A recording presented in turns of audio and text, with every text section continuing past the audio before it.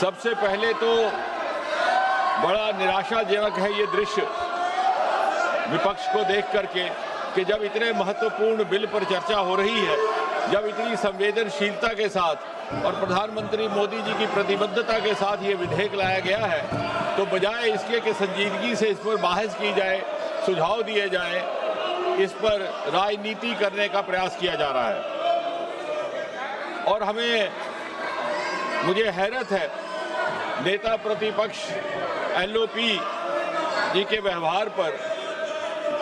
उन्होंने जिन अपशब्दों का इस्तेमाल किया वो अनपार्लियामेंट्री तो है ही है, बल्कि इतना अनपार्लियामेंट्री एक्सप्रेशन है वो, मैं अपने बुक से नहीं बोलूँगा कि यदि कोई व्यक्ति या माननीय सदस्य अपने आप को भी इडियट समझे तो वो नहीं कह सकता, सदन के बाहर जाकर के कह सकता, उसमें नहीं कह सकता। मुझे हैरत है कि नेता प्रतिपक्ष जिनका एक रुतबा रहता है, उनको ये बेसिक पार्लियामेंट्री नॉर्म्स की जानकारी नहीं।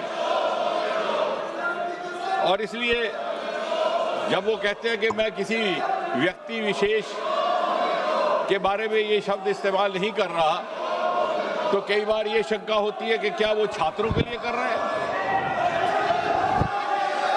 और अगर ये बच्चे जो हमारा भविष्य भी है, हिंदुस्तान का मुस्तकबिल भी और विकसित भारत के उज्जवल नागरिक भी, यानी उनको अगर इडियट कहा जाए तो इससे और ज्यादा दुर्भाग्यपूर्ण कुछ नहीं।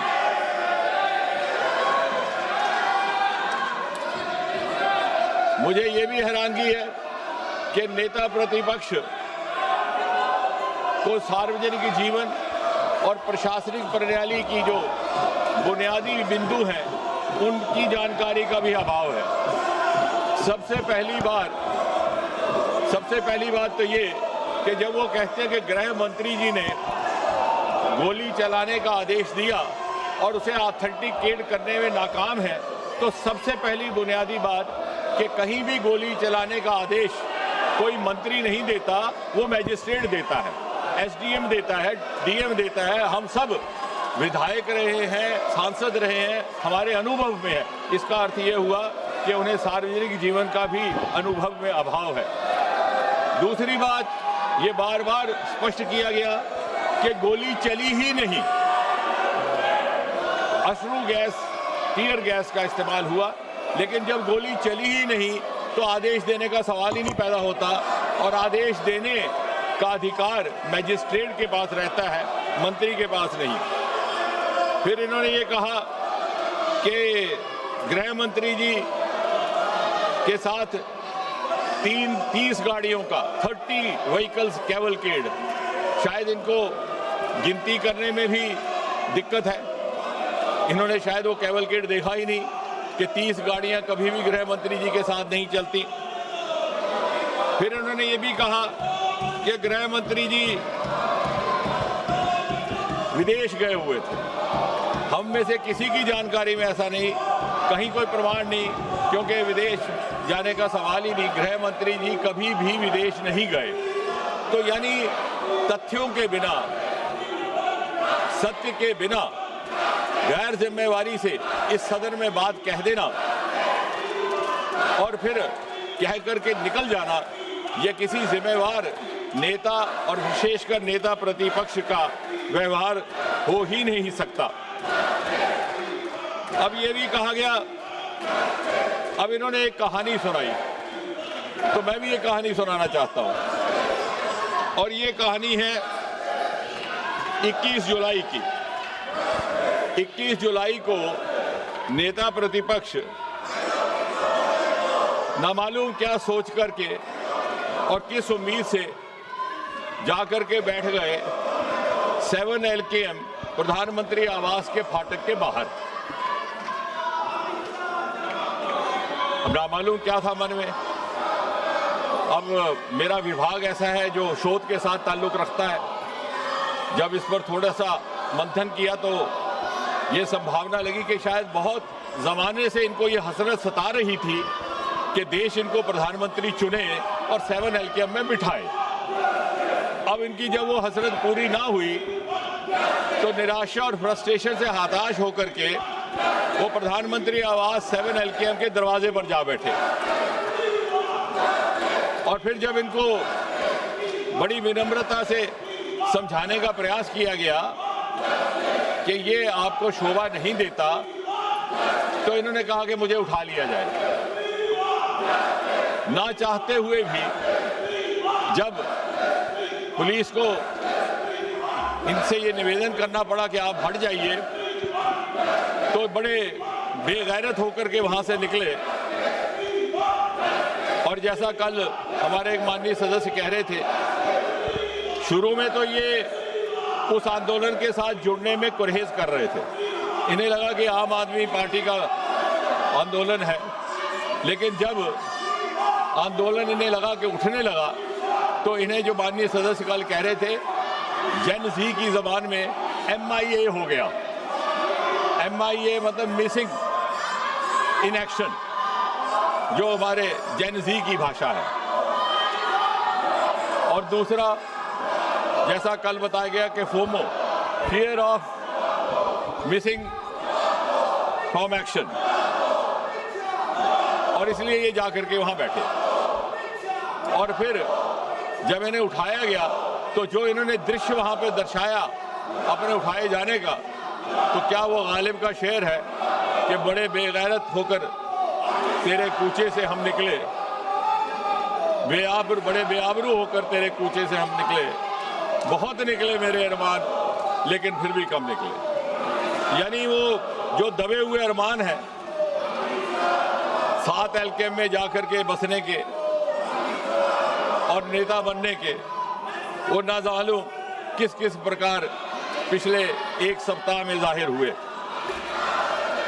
मैंने 40 से 45 हमारे वक्ता रहे, सबके सुझाव भी नोट किए, बड़े ध्यान से भी सुना। उसमें कुछ एक बातें ऐसी भी आई जो मुझे लगता है कि स्पष्ट करने लायक है। यहाँ पे ये बताया गया,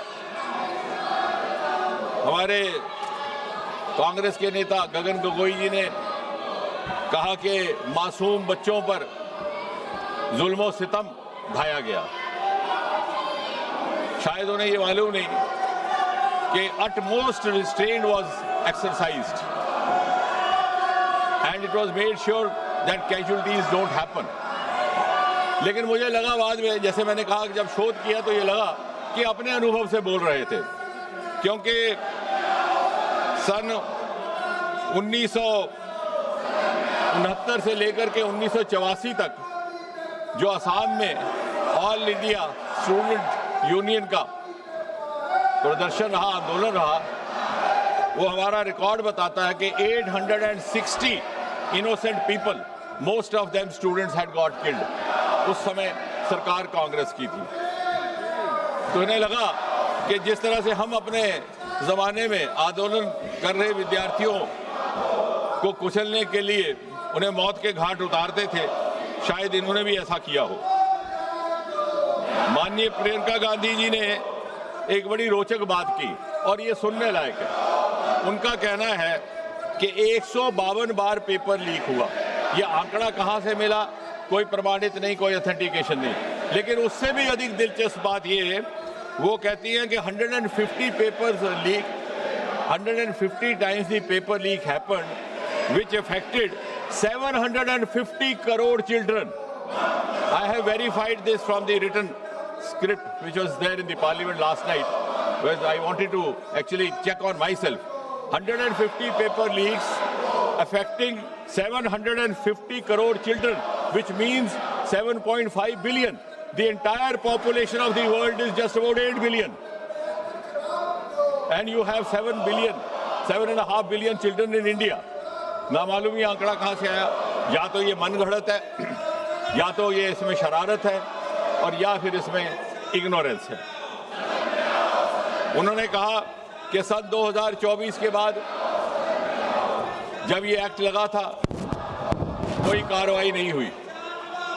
शायद उन्होंने ये अध्ययन नहीं किया कि 52 FIR लग चुके हैं पिछले 2 वर्ष में जब से ये एक्ट बना, जिसमें से 29 है प्रिवेंशन ऑफ अनफेयर मीन्स और 23 है भारत संहिता के लिए। इसी तरह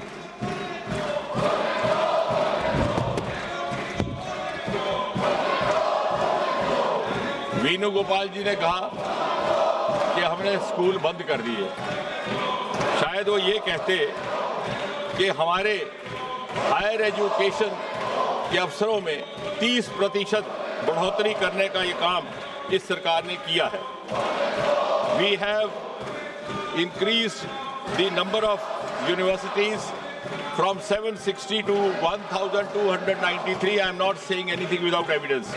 The number of higher education institutions has been increased from 51,534 to 64,896. इसी सरकार ने ट्राइबल्स के लिए एकलव्य विद्यालय भी बनाए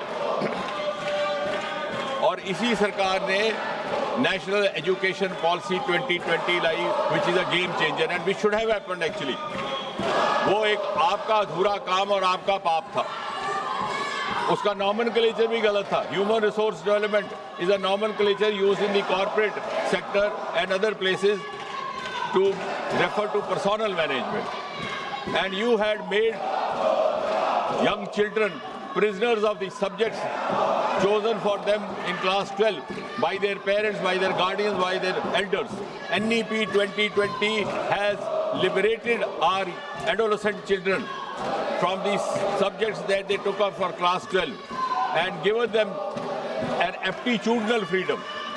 अर्थात यदि कोई माता पिता अपने बच्चे को 12वीं कक्षा में 12वीं जमात में मेडिकल के सब्जेक्ट चुनने के लिए इसलिए हिदायत देते हैं कि उन्हें ये उम्मीद होती है कि वो आगे चल करके डॉक्टर बने और किसी कारण वो नहीं बन पाता, तो पिछले जैसे हालात नहीं कि वो बीएससी भी उन्हीं मजमून में करेगा, एमएससी भी उसी सब्जेक्ट में करेगा, पीएचडी भी उसी सब्जेक्ट में करेगा, ना चाहते हुए भी he becomes prisoner of the subjects. Here we have entry exit. अगर वो डॉक्टर नहीं बना और उस डॉक्टर बनने बगैर वो सब्जेक्ट्स को आगे अध्ययन जारी नहीं रखना चाहता तो वो लिटरेचर में जा सकता है, मैथमेटिक्स में जा सकता है। There is a democratization of higher education across the country. और इतना ही नहीं, यही वो सरकार है जिसने मेडिकल एजुकेशन में भी, क्योंकि मेडिकल एजुकेशन के हवाले से बात हो रही है,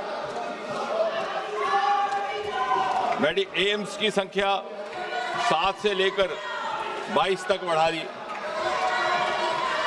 गवर्नमेंट मेडिकल कॉलेज की संख्या 387 से 844, एमबीबीएस सीट 51,300 से 1,39,000, पोस्ट ग्रेजुएशन सीट्स 31,100 से 86,300 तक।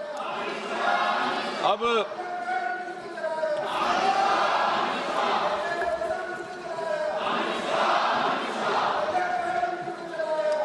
मुझे तो चाहते तो हम ये थे कि इस बिल पर गंभीर चर्चा होती, क्योंकि जिस तरह से प्रधानमंत्री जी ने बड़ी संवेदनशीलता के साथ कार्रवाई की है, अभी हाल ही में जो पेपर लीकेज हुआ उसकी जानकारी 7 और 8 जुलाई की रात को आई, 12 तारीख को सीबीआई को सौंप दिया गया, तुरंत 13 व्यक्ति हिरासत में ले लिए गए, साथ ही साथ लगभग 92 लोकेशंस पर रेड किया गया और 12 तारीख को ही सीबीआई दिया। और मुझे ये कहते हुए तसल्ली है कि कल चार्जशीट फाइल हुआ और आज से वो ट्रायल भी शुरू हो गया इस नए कानून के तहत, जिसके अनुसार पूरा का पूरा फैसला 5 महीने में मुकम्मल हो जाएगा। पहले 2 महीने में इन्वेस्टिगेशन, इंटेरोगेशन और अगले 3 महीने में एंड इसलिए जब आप इसके अतिरिक्त अगर आप युवाओं की बात करते हैं तो इसके अतिरिक्त सरकारी नौकरी की मानसिकता से बाहर निकालने का काम और अन्य विकल्प भी इसी सरकार ने पैदा किए। जब आपने सरकार छोड़ी तो इस देश में स्टार्टअप्स की संख्या केवल 350 थी, आज बढ़कर के 2,30,000 से ऊपर हो गई। हम तीसरे दर्जे पर आन खड़े हो गए और इसलिए बहुत समय ना लेता हुआ मैं सीधा इस बजट के विषय में थोड़ी एक बात करके अपनी बात को समाप्त करूंगा, क्योंकि आप इस समय आपका भी उस तरह का नहीं है।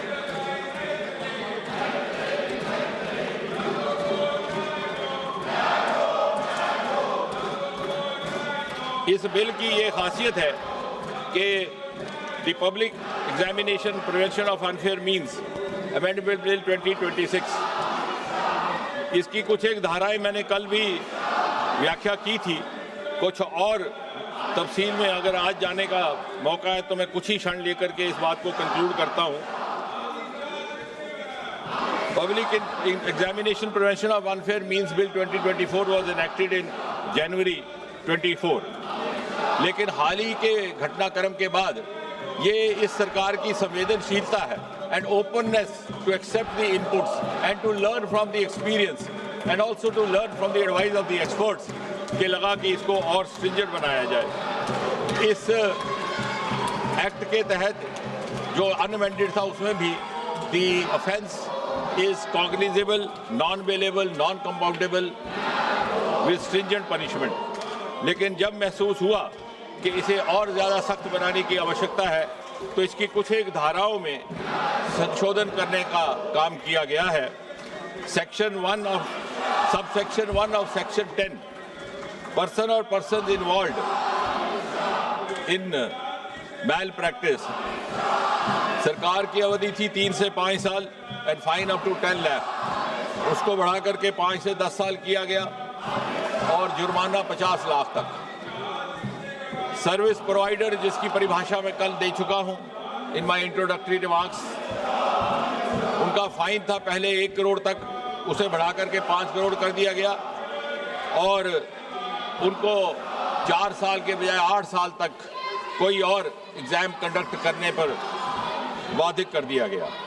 डायरेक्टर और मैनेजमेंट की सज़ा 3 साल से लेकर 10 साल से बढ़ा करके 5 साल से 10 साल तक कर दी गई। फाइन 1 करोड़ से बढ़ा करके 5 करोड़ तक कर दिया गया।